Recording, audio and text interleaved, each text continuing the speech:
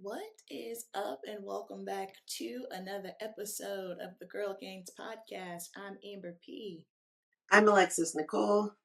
and we're giving y'all updates, life updates, prep updates. I'm gonna go ahead and let you know right now. Um, I apologize for my voice. I sound like I smoke a pack a day, and since what's wrong? There's a hair that keeps tickling my nose and I can't find it. Oh no. That's our girl here. Um, Full transparency and honesty. Yesterday was a rough day. Yesterday was a really, really bad day, and I snapped and I got really upset and I started yelling and fussing and cussing and screaming in my car. And because I was doing so much hooting and hollering, carrying on, and throwing a fit, it caused me to lose my voice, which is very reminiscent of what would happen to me when I cheered. Because I don't ever raise my voice to that capacity, my vocal cords aren't strong enough for it. So I got a little hoarse. When I tried to talk this morning, nothing came out. So I was like, oh.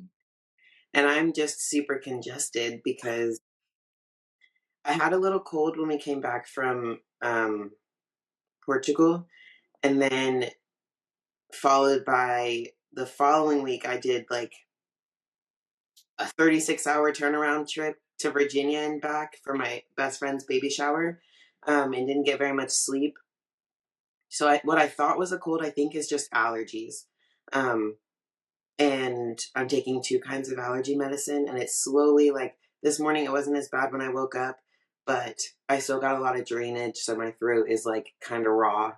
um so we're roughing it. We're Yeah, both close to show. We're yeah. both tired.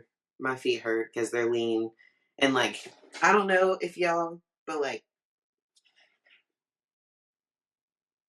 my feet get lean and they get sore and tired. Well, you saw me. My toes are bleeding. I'm still not quite sure. I think I figured out what that was. So if y'all saw my Instagram story, I posted a bloody sock after I was done with cardio. I had no clue, I didn't feel anything. I took my shoes and socks off, and I was like, "Where is that blood coming from?" So I'm a skeleton, like y'all, like I'm long and lanky and I have skinny feet already. But then being in prep, obviously things tend to shrink down. So I think what was happening was because I was just pulling my shoes so tight. And I think maybe like my toes and everything, it was just rubbing together up against the skin so much. And it just made my feet bleed a little bit. So yeah. Yeah. um I've noticed, in like, my feet are fat in the off season, and like, it doesn't affect my normal shoes, but it affects my heels. So like, it's not a big difference, but like the strappy, where the strap goes further up on the foot, it's a little harder to get into in the off season. And right now I can put them on with socks. Yeah. Yeah, that's funny. That's funny. So those are some prep things. We're gonna chit chat, life update. We're gonna talk about the realities of doing bodybuilding full time because Alexis just bursted my brain. That's very much so what we are doing. So I'll start off life update. Life just sucks. I'll keep it a buck, but we're gonna keep it pushing. I'm just, you ever just feel like I was literally praying the other day and I was like, God, am I cursed? Like I don't understand what's going on. I believe in you. Right now, we're wrestling. You and we're really going through the gigs right now, but it's just one of those things where it's just been like a perpetual, like, door shut, door slam. And so it just really got me to a place of, okay, this is a clear indication that what I am doing is not working. It's no longer my portion. God says no. So therefore, we have to pivot. And so that's what I have been working on. And it has not been easy. I have not been successful letting go of what you thought your life would look like, letting go of what you did for so long and realizing, okay, I think that season maybe has come to an end. It's hard, but then when I look on the other side, it kind of makes sense because I can feel that there's something else that I'm supposed to be doing. But it's just that it's scary. It's just scary. But like Alexis just told me, we have to adjust and pay attention to what is working and what is right in front of your face, and bodybuilding is that thing. So we're going full send. the goal, because Marilla has been saying it since the beginning of the year. And then my coach said it to me at the beginning of the month. We are shooting for Olympia 2026. That's my goal. So, with that in mind, I understand that I have to make adjustments to my life because that is a very important goal to me. I understand exactly what it takes to get there. And I also understand that the way that my life has been, it will not allow me to do so. Um, I let's see.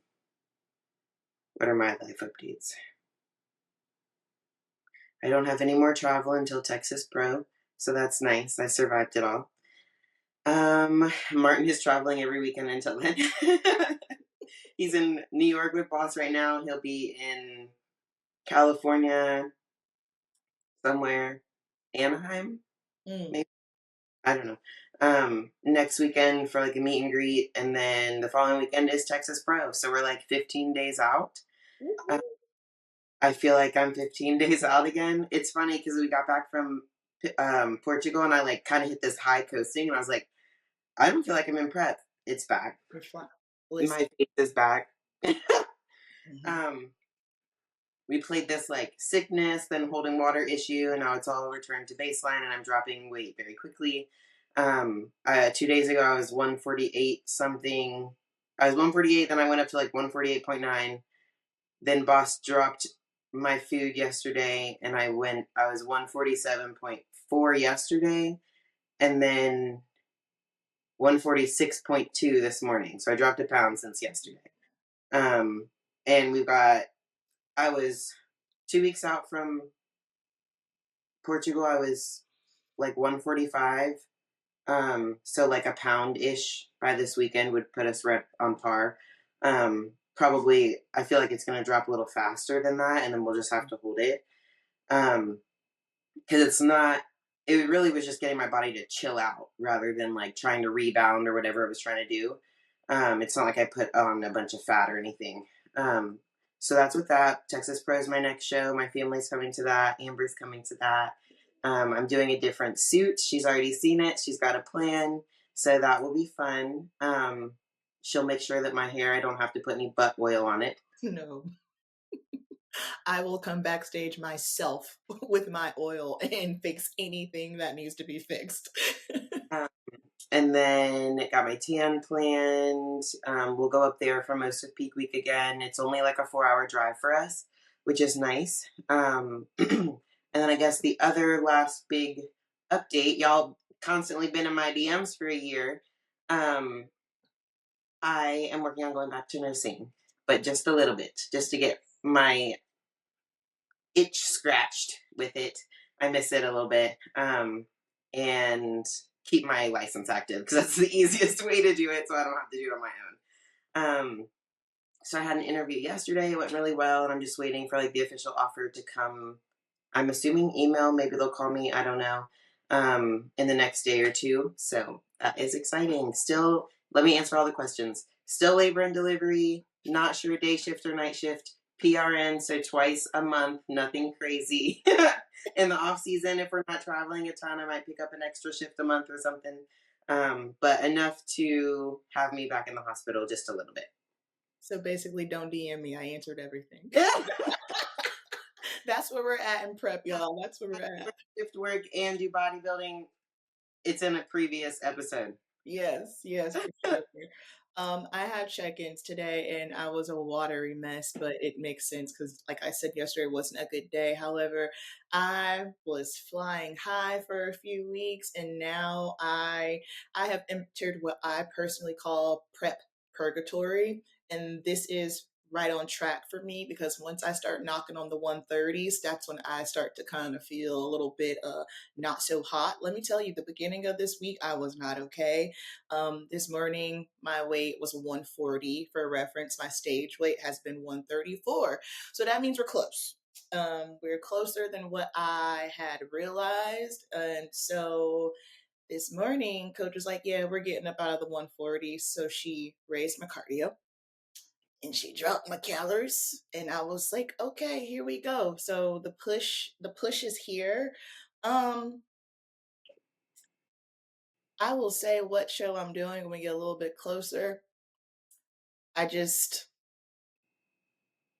I got to get my stress under control.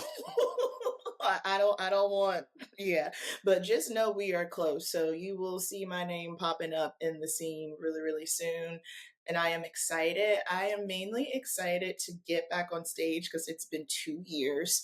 I am excited because it's a different look. I am excited because I feel like my look is more streamlined, and I feel like it is very on par with what bikini is today. And I It also is. feel like, just due to my bubbly nature and what they're going for muscle belly wise, I think that might actually play in my favor because my last season I was a little we were given a little too much. So I'm just curious to see how it plays out, and I want to get feedback so that way I know exactly what to do. Because yes, obviously I have to get on stage this season, but my mind, like, I understand that everything that I do right now, it matters for the goal of qualifying for 2026. So that's where my mindset is. So this season, it's like, yes, I'm excited about it, but it's more so like, get on stage, let me see what I need to do, improve, and then we can go from there. Yes. Um, as far as, so we said that we'd talk about like bodybuilding full time, and um, Amber and I are bodybuilding full time, and I'm going to give what I think, what I believe the definition of that is. Because everyone in the bodybuilding industry works. Everyone has to make money to live, to bodybuild. And 99.99999% or almost really anyone does not survive just off of show winnings. And if you are, you're living very minimalistically. Um, so unless you are Mr. Olympia in the open division, Yeah. you didn't live this last year by not working or by grinding or by door dashing or something. Yeah. Um, however, many people at the top do not work 9 to 5s. So people see they're not going into a job and they're like, they don't work, that's how they can do it. I just wanted to make that very clear that we all work. Yeah. And it's stressful, especially when you work on your own and run clients, run posing, run a business. That's stressful. You don't have anyone to take your problem to. You are the problem solver. So, um, but with bodybuilding full time, I think the definition then is you're working your life around bodybuilding. You're not working bodybuilding around your life factors. Um, so that means like your partner is on board with bodybuilding. They're cool with you putting the tasks as priorities during the day. You have to get XYZ checked off. They're cool with you getting XYZ checked off. If you have a partner that is not cool with you getting XYZ checked off, you're probably not bodybuilding full time because you also need to make your partner happy. So if that's a relationship that you're deciding to be in, that is part of it. Um, you're making your income work around bodybuilding. So you're getting all your things done. You are getting your sleep in, you're getting your cardio in, and then you're able to make your income around the things that you have to get done. Um, bodybuilding is very task oriented and it's very mental oriented. So you're working your life around to keep your mindset in a spot that you can succeed in bodybuilding. If you have severe depression, severe anxiety, severe any life things going on that you can't control, you're not going to succeed at a high level. It's not going to happen. You've seen the greatest of greats fall when their life is in chaos and they can't get it in order. Um, so that's what Amber and I are doing. So we wanted to talk about what goes into that and like what it looks like on a daily basis. Because I've gotten the comments of, well, you can bodybuild full time, so it's easier. And no, it's just a different way of doing life. It's kind of doing it in the opposite of what society deems normal. I'm not going into an office 9 to 5, getting off, then training after work. Even the people that go to the office 9 to 5 and train in the morning are crazy people to the normal people. Like, you go to the gym before you go to work. Like, Yes. that is insane to the average American. And I'm not really sure why, because you should be exercising, even if you're not a bodybuilder. Yeah, doesn't matter what time of day, you should Especially be moving if your you work in body. an office and you're sedentary most of the Yeah, day. you definitely need to get your cheeks up and move around if you're sedentary. My word. So, Amber, Yeah. what did your busy day this week look like? Okay, my busy day this week. So, wake up. First thing I do, hit my gut protocol. All right. So I'm getting my hot lemon water, my L-glutamine, shooting that down. After that, I'm going to do my coffee, journal, Bible. Next up, we're going to go. We're getting the cardio done. Me personally, I like to get the cardio done top of the morning just simply because if I wait too long, I'm anxious and then my workout just isn't good because I'm reserving some of my energy because I know I have to do cardio. After cardio, shower, meal one. After that, I'm going through emails. So here's the thing, people think that it's so glorious when you're your own boss. There's nothing glorious about it, you guys. There's nothing glorious whatsoever because here's the thing, when you have a 9 to 5, you work 9 to 5. You get to turn it off. When you are your own boss, guess what? It never turns off. It's on from the time I wake up. It's on while I'm doing cardio. It's on while like I can't get on my social media and just casually scroll. You know why? Because I've got athletes messaging me, asking me questions, and I'm not complaining about that. But what I'm saying is I really hate the way that entrepreneurship is so glorified and just like, oh yeah, be your own boss. You have so much flexibility. You don't have as much flexibility as you think. You don't. It is a lie. I've been running my own business for what, 12 years now. It ain't all what it's cracked up to be. I wish I could just turn it off. I wish when I had emails, I could just push it over to somebody else. But guess what? I can't. I'm the artist. I'm the janitor. I'm the bookkeeper. I'm the assistant. I'm all the things, you know? So it's just kind of like, and that's the thing too. Like my days look different every single day. Like some days are busier and then other days there aren't. And so if I'm not doing admin stuff, then guess what? I have to go through all my products. I'm probably cleaning brushes. I have to take inventory. Now I've been doing posing girls in person. So that's a whole nother thing. So whenever I do my posing girls in person, I have to plan them around my own gym schedule, you know? So it's just a matter of, okay, do I want to train first and pose my girl? What's going to be best? So as you can see, there's like a lot of moving pieces to it. And then here's the other thing, when you're your own boss, when you're clocking in, you know, you're getting a check no matter what. When you're your own boss, you might have one week where you've made $1,000 and then the next week it might be zero. This is the life I have been living for the past what, 12, 13 years, and it is stressful. Grateful, but and I have to plug in bodybuilding all around that. So I got to figure out, like, when am I training? Guess what? I still have to plan and prep my meals. Yes, I have my husband, but guess what? He has his own clients. He has a job as well. He's the head chef at a bakery. So guess what? He's got things that he has to do as well. So I don't want people to think that because someone has their own business, especially when your business is within the bodybuilding ecosystem, I think people assume that it's easier and it's not. Yeah, it's just a different way of living. And I also want to say, like, we're not bitching. No. We like doing this, Mhm. but um I guess that's also to say, like, just like when we say, when you win your pro card, no glorious thing changes other than you accomplished and triumphed a goal. But like, new crazy doors do not open unless you knock on them and push them open. Yeah. And sometimes you got to bang that bad boy down. Yeah. So, um, We didn't even get into the whole content creation aspect of it because that's the thing. When you have your own business, guess what? You got to be a content creator. Doesn't matter if you yeah. like it or not. It doesn't matter what your business is, even if you. Or if you feel like doing it, because I got to figure out if I'm going to do it today or tomorrow. I have to do a YouTube for TLF. Um, but I was going to get into that too. Like,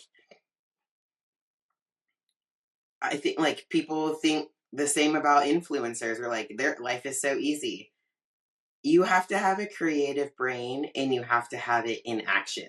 You like creator's block is a real thing. And when it's blocked, it's extremely frustrating because you know that you have good ideas. You can't pull them to the forefront and you have deadlines that you have to get them to. It's not like I don't want to burst any bubbles here, but if you guys are sponsored athletes with a company that doesn't require X amount of hard posts, X amount of story posts, X amount of code usages per month in order for you to get paid a salary, and the salary is also required in that definition, then you're an ambassador.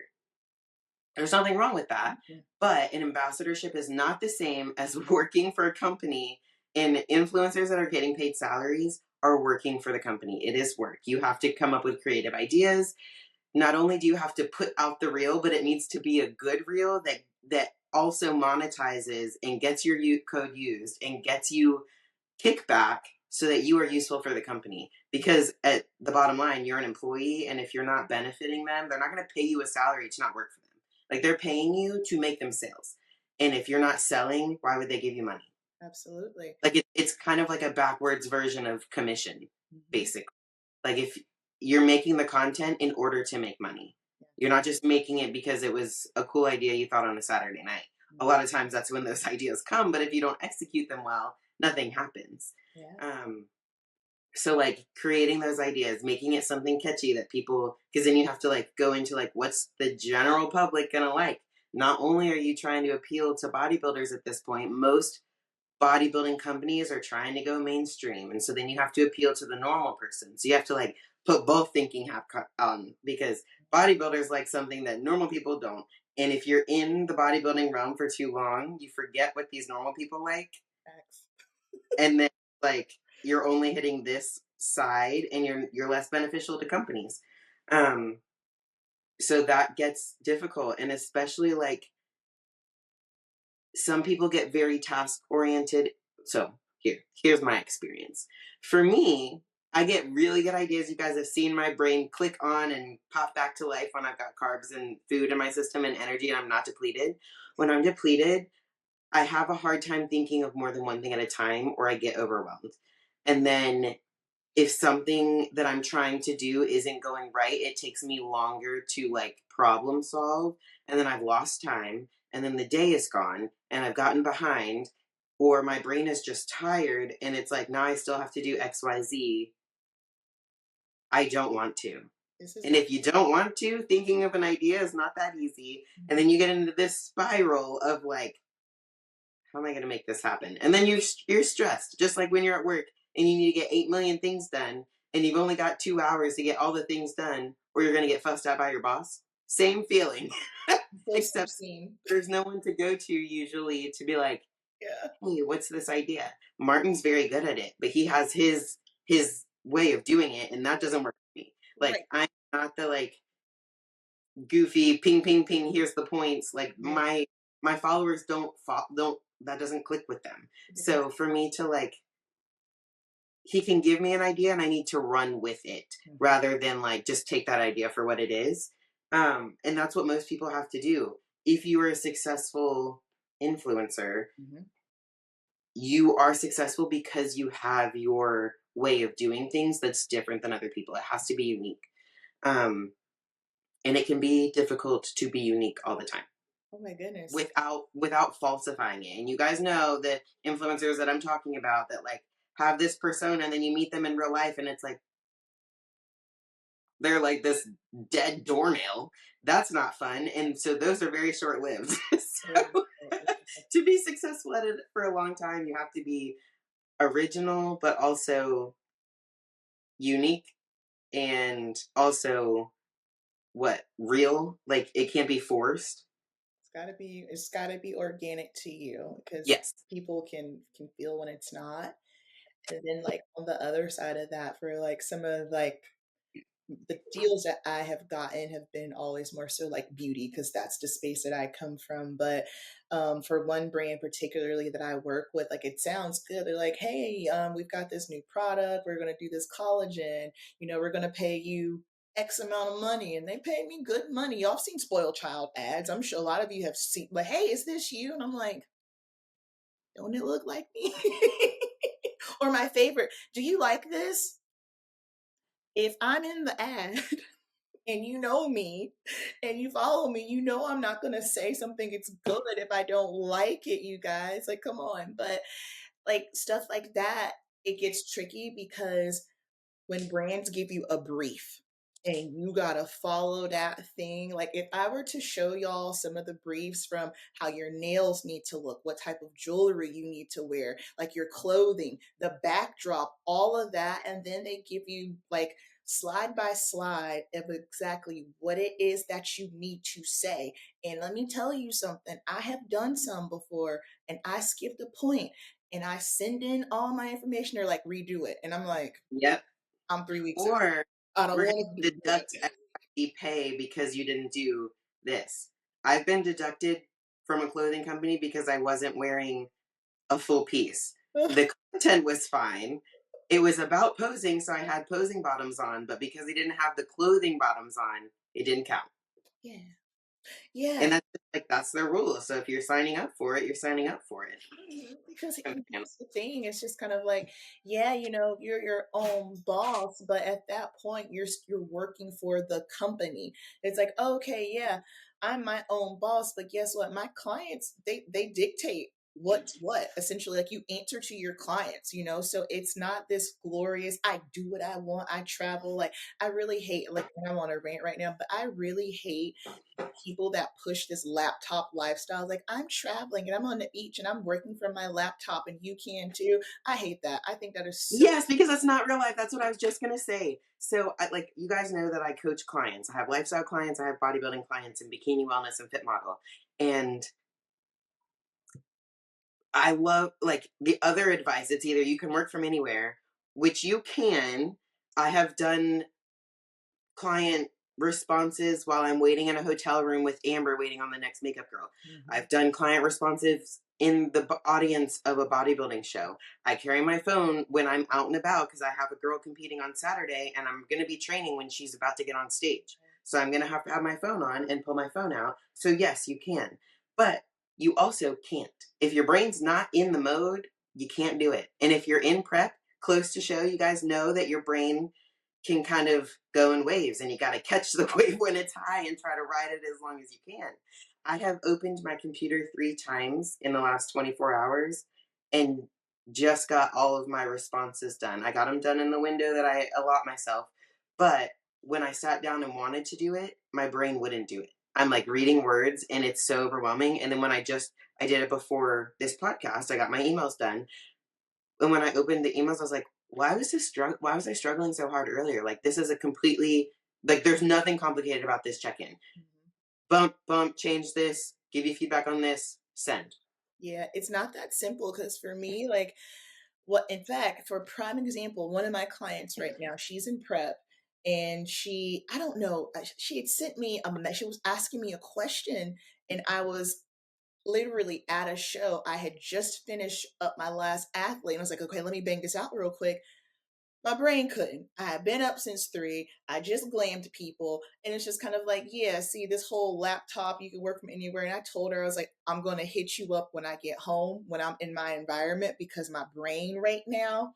And again, what she was asking me, it wasn't anything crazy, but because there was just so much going on and I wasn't at my desk where I could focus, I couldn't do it. Couldn't do it. No.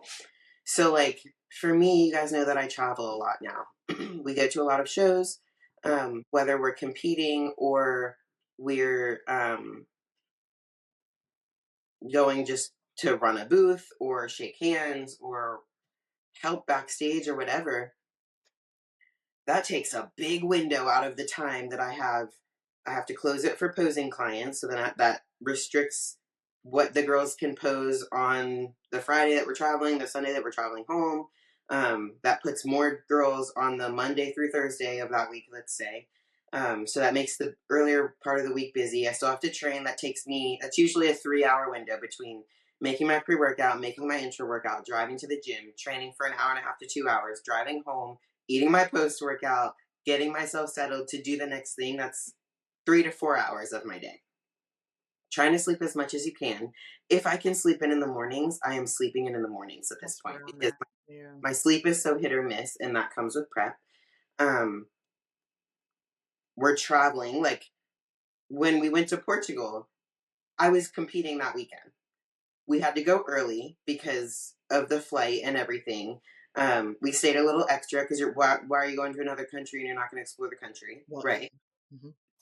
But then I'm 6 hours ahead of my normal times of my normal um what is it time zone, but I still have people in prep, so I still need to get back to them at a reasonable time for their day because when they wake up at 8 a.m., if I needed to change something from the day before, but they sent it to me at 8 a.m. that day, so I didn't get it until that afternoon, and I'm out and about because it's peak week. So then I have to respond to it that evening. Like it's not a choice. Right. So then that takes away from my normal routine of responding in the mornings. So my whole day, my whole routine is off. Then we have 24 hours of travel back and get your mind right, go to sleep, hopefully, wake back up, jet lag, do it again, you know? And it's like that is part of the job. It just is. You have to manage your life things outside. If you have issues with your relationship, if you have issues with family, someone's sick, you have chores. You got to live life still. Somebody got to clean the house. I can't pay a housekeeper, and most of you probably don't. So someone's got to do the Right. dishes, and things just move slower, especially in prep. And then in our off seasons, we try to everyone, when you have more energy, you put more on your plate to get more done to be efficient because you haven't been efficient for 16 weeks. So Yes. I just want to be efficient.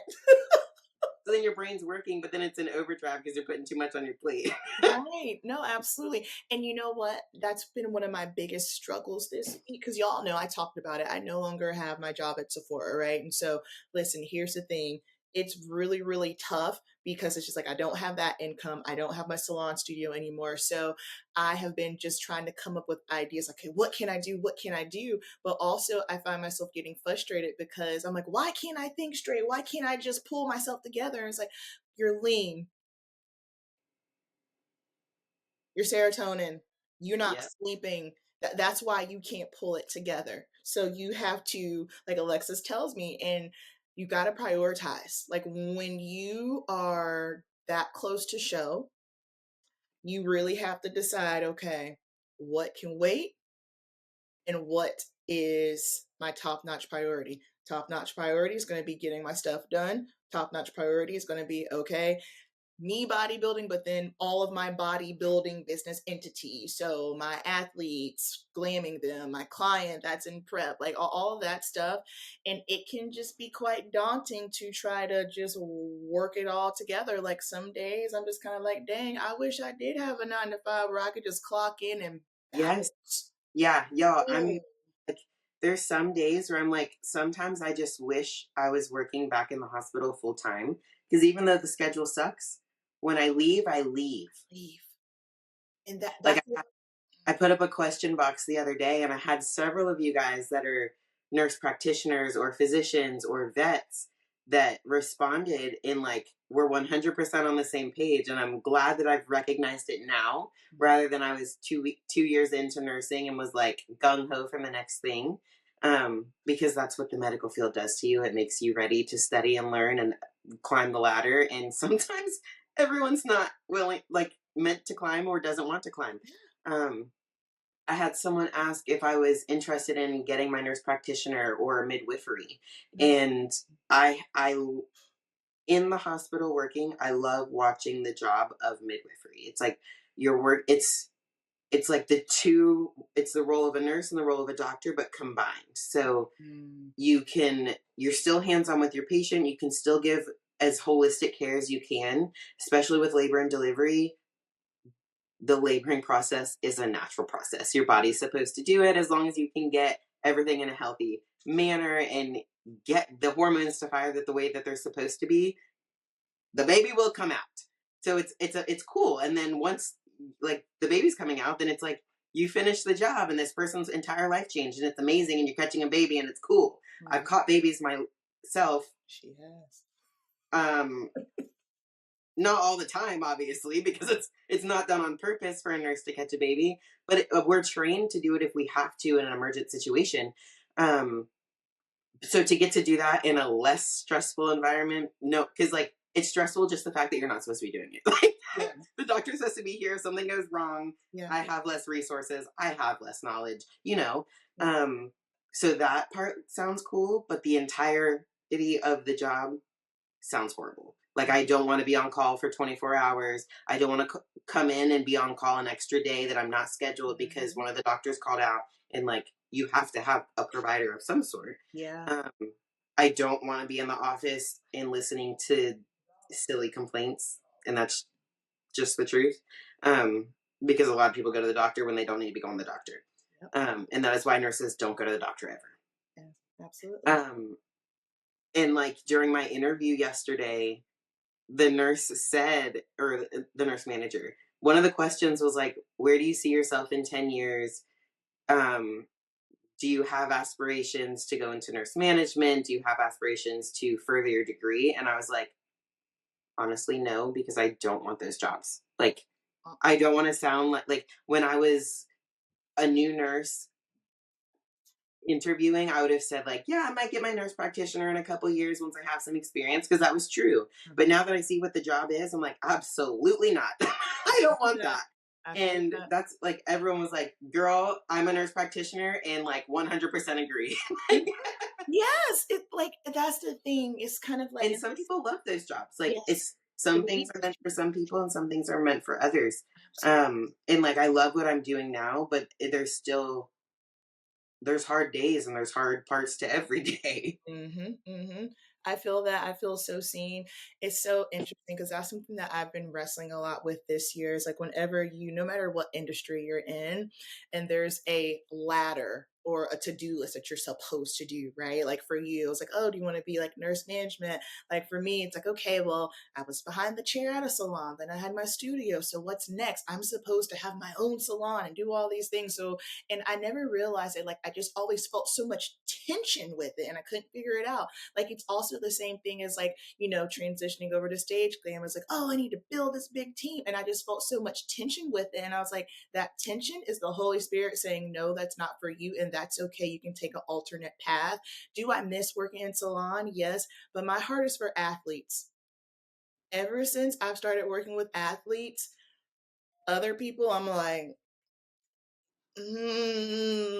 so I have to listen to that. I have to follow that. And something else I've been sorting out too is just kind of like, okay, like what else can I do with athletes? Because that's what has my heart. That's where my passion lies. So to a traditional hairstylist and makeup artist is like, well, what are you doing? Well, you have this level and you're at this skill. You need to go try to build your team or get a salon.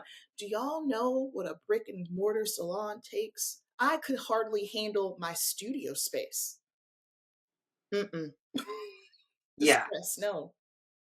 It's like there's just different levels to things. So I guess like what I would say as far as advice for the amateurs that are listening and want to be in the spot that you perceive us in now, um, it takes learning. Like in 2019, there's no way I could do what I'm doing now. I didn't have the knowledge, I didn't have the experience. So don't try to rush your process, but also learn as you go and take those lessons to heart. You're going to travel some weekends and be like, oh, I didn't nail all the Yeah. things.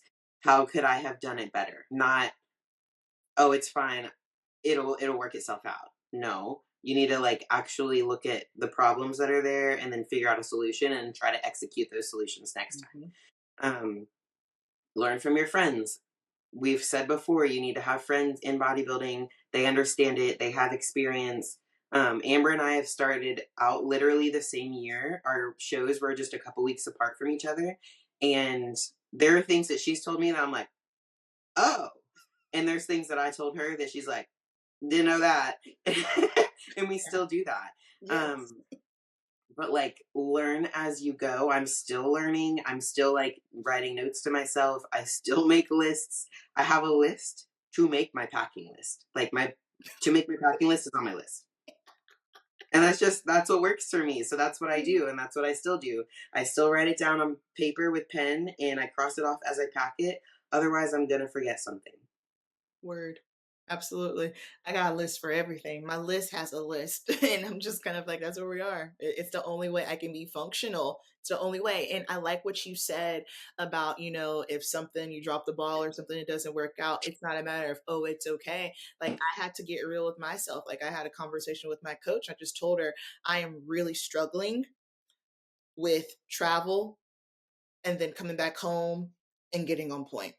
I had to say it because she needs to know. But also I was like, girl, get your ish together. Like, you got to sort it out. You have to figure out what's what. And here's the thing with that. I know some people might think, oh, well, that's just so extreme. Everyone doesn't have the same goals. And that's what I want y'all to understand. It's okay if your goal isn't to get to the Olympia. I get it. That's my goal. So therefore, for my goal, that means things are going to be extreme. That means I have to be more laser focused than I ever have been in my life. So I don't want any new athlete listening to this thinking, oh, well, I have to do, no, no, no, you're just starting off. It takes time. It's taken us 6 years to Yeah. arrive to where we are right now. This was not an overnight situation. Yeah. You're going to drop the ball and you're going to keep dropping the ball. Yeah. I had a meltdown, y'all, the first day I got to Portugal. Oh, yeah. Yeah. I told Amber about it. I was like, I am losing my head and we just got here. Like, I don't know how this is going to go. I was in my kitchen like, okay, it's going to be all right. She's just going to calm down. I was like, her Mark was like, why does she's it going to sound hold like you're water. cry? I was like, it's because I'm about to cry. I'm losing it. You guys know that it was a long flight. It was very hot. I was exhausted. I was depleted. No sleep on top of that. Um, 18 hours of travel. Then once we got there, we didn't go to sleep until like 10 p.m. at night. Yes. So it was a long freaking day. Or long 2 days, really. Yeah. So we get there. It's hot. We get to the Airbnb. There's no AC. I then learn that there's no AC in the country. They don't do AC there. So I was like, okay. And then I realized that I was not mentally prepared. And when I say mentally prepared, I mean, like, I like to know what to expect. I like to make a plan. I like to have I make an itinerary in the notes and I share the notes. And if people ask me dates and times, I'm like, it's in the notes. That's why I shared it. Like, Nothing. everything's there. What we're doing Monday, Tuesday, Wednesday, Thursday, Friday, Saturday, Sunday, all the way through show. What time Mm-hmm. prejudging is, what time checking is, what time makeup is, what time tan is. I share it with the videographers. I share it with Mark. Like, and I do it for Martin's show too, so that everyone knows where he needs to be. I Like, always know where Alexis is when she's competing. as And I love that. I'm like, where is she? soon as I check in, I put the room number. As soon as we get to the Airbnb, I'm starting the note for Dallas today, so that like I have the Airbnb address. I'll put that in there. I'll put in where we're training, like the address to the gym, like all of that, so that everyone can find it. Nobody's going to the wrong location, all of that. And I did not know anything about Portugal. I had this preconceived notion that all of Europe was the same, and it is not. You guys know that we went to Prague. That was completely fine. That was my expectation. That is not what I got. Most people did not speak English. Younger people did because they'll learn it more in school now, but like people younger than me. Mm-hmm. So like adults, full grown adults, didn't really speak English. Thank God Gabby got there that evening and she speaks like Brazilian Portuguese and Spanish. So those two languages plus English, she could get the communication across to the majority of people and understand what they were saying. But it was rough. And then I had that meltdown and we had to go train. Like, we just got there. So I was like, ah! Y'all, and then I'm like panicking. I'm like, I'm so stressed. I'm going to hold water. We just got off a flight. I need to drop the water on the flight. We have to go train. This training's going to be crap. The gym's going to be hot. I'm like, it was just spiraling. And that's because I didn't prepare. I didn't look up the country. I didn't Google anything because I thought I knew. And that's where I dropped the ball. Like, that is something that I normally would do. I look up the town, I look up what's around the locations, and I got a little intimidated because Apple Maps doesn't really work very well there. I needed Google Maps. I don't use Google Maps. I don't really know how to zoom in and see where I'm at on there. Yeah. And I just didn't do it. And it bit me in the tail. And we survived it and it was fine. But it would have been a smoother experience when I first arrived had I done that ahead of time. So the whole like doing everything that I normally do, Yeah. we're back to doing it. I told Murillo that after I was calming you down, I said the next time she competes out of the country, I will be there. He was like, "What?" I said, "The next time she competes out of the country, I will be there." Because, and that's the thing. I'm not saying like I'm the end all be all, but I just know at least if I was there, I could have like leveled you, and I could have used my And body. Martin did a very good job, and it was like it was Yeah, fine. People that like Martin and Jake and Gabby are amazing, so yeah. it was completely fine. Like it's not like they added to stress; they took it away. Mhm. But I'm just saying that you guys will have times where you like think you got everything figured out, and then you get punched in the face. Absolutely. Well, and the reason why like I said that was because like I mean, I've shared my experience at Universe. I had a horrible, just bad attitude, but then like when I saw you, it just made me feel better. Like she didn't change nothing. Like she did, but it was just her existence. I was like, okay, I feel better now.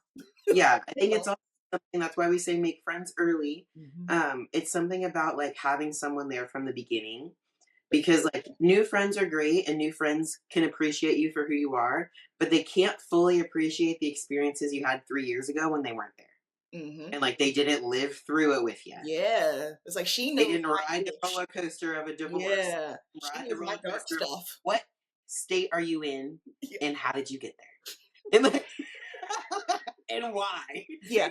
Yeah, like Alexis knows my deep, dirty, nasty, ugly stuff. So it just hits different. That's the thing. Like people are always, and I love that y'all love our bond. They're like, "Oh, I love your bond." I'm just kind of like, "Yeah," because she was with me from day one. That's why it's so tight like that. But Yeah, I was literally just talking to Olivia earlier and she said when you have your first like fallout with your friend, that's what makes you stronger. If you get through it, that's what makes you stronger. it's true, And sometimes you don't get through it just because the two people are too stubborn and that's silly.